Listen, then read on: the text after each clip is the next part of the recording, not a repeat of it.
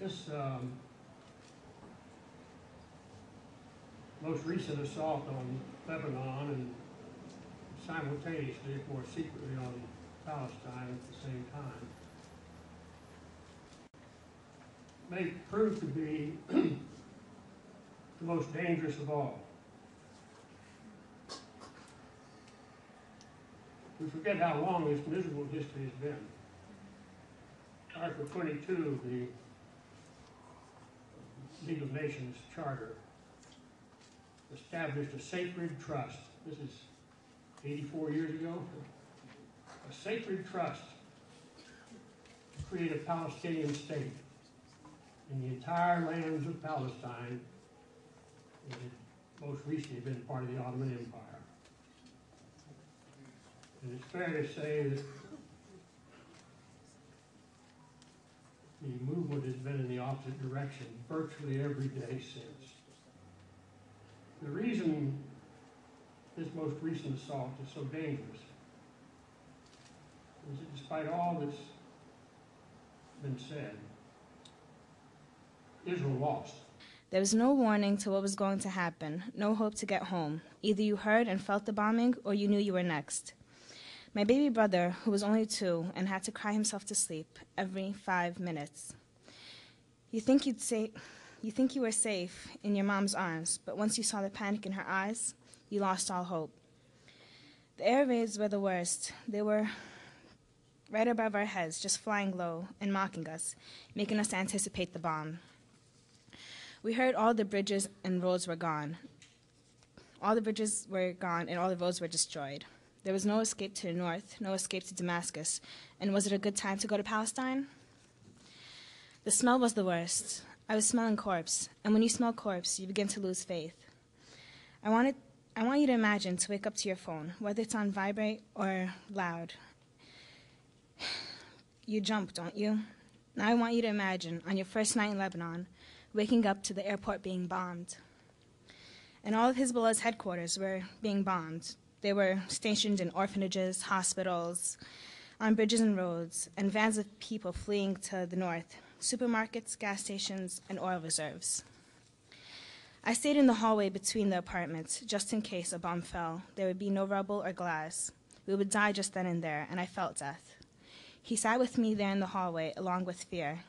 I studied my lesson well, and now I know that salt is found in tears, as well as the Mediterranean, and when bombs are falling, you can't trust the sky. If George Bush really wanted to make an impression on New Orleans, he'd try to get Hezbollah to come over here and rebuild it. The UN resolutions that Israel is in violation of, and the UN resolutions condemning the occupation and criminal acts by Israel. However, we found that even listing the more than 80 UN resolutions would take more time than we have tonight. Reading the resolution would take weeks, so we decided to show you the resolutions that are enough to encircle the White House of their own criminal acts. But since we don't have a space, we'll just show you this. These are the UN resolutions that Israel is in violation of, and the UN resolutions condemning the occupation and criminal acts by Israel. Contrary to the mythology of Zionist colonialism, the land of Palestine has never been an empty desert, a land without a people, and the Zionists did not make the desert bloom. Palestinian Arab land has always been a home of agriculture, of life, and of growth. And the history of the Palestinian people is ancient and has been denied and has been attempted to be erased by an onslaught of colonialism that is attempted through massacre, through genocide, through war, through brute force, and through propaganda to deny Palestinian history, Palestinian identity, and Palestinian right to Palestinian land. The Lebanese government has estimated that the amount of damage to the infrastructure of Lebanon is about $3.5 billion US so far. When the atrocities at Abu Ghraib were exposed to the public, many noted that torture was nothing uncommon in U.S. prisons, and that one of Abu Ghraib's main perpetrators honed his skills by torturing prisoners at the SCI Green prison in Pennsylvania. It is no wonder that similar atrocities occur on a daily basis in U.S. client state Israeli prisons. For too long, the question of the U.S.-funded Israeli occupation of Syrian lands in the southwestern part of the country has been ignored by our friends in the United Nations and even by the various components of the international peace and solidarity movement. No justice for the Palestinian people as we see. All these resolutions that you have seen is just written propaganda of the United Nations, and there is no justice for the Palestinian people at all. What was planned for Lebanon is no less than what was planned for Palestine in 1948. It's no less than a Nakba. Actually, in the second week of the aggression of Lebanon, the Israeli army was discussing for enforcing martial law on southern Lebanon again. And it was only with the power and the strength of the people on the ground, of Lebanese, of southern Lebanese, of Shiites, of Palestinians, of fighters, of Fidaiyin, that this aggression was being fought back. The UN is guilty of conflict, of interest, and of double standards.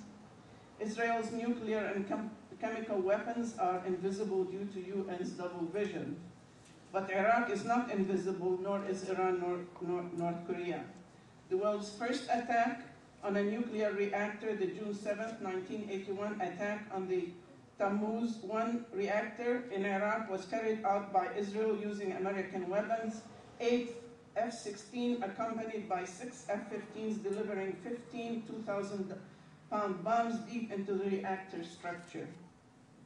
The Nuremberg judgment called the war of aggression the supreme international crime, which of course it is. There has to be accountability for that. And we, the people of the United States, have the primary responsibility. We have the power. The power is in the people. That's a sociological truth. Here we talk about assaulting, we threaten Iran and North Korea and others constantly, claiming they're trying to manufacture weapons of mass destruction, when we have 4 new generations of nuclear weapons on the planning board and moving toward production right now. I mean, what kind of law is that? Unless we obey the laws, how can we expect them to obey the law? We have to reduce and eliminate our weapons of mass destruction. We have to reduce our military spending by 80 or 90%. Spending more than the rest of the world combined on militarism. And nothing good is going to happen if we cut that back. Because while we're spending that, we're going to use that. And we've been using it constantly all over the world, over the bodies, and broken bodies, and bleeding bodies of the poor. There has to be accountability here. And I don't believe the American people can come to grips with it until they do their constitutional duty, and that is impeach George Bush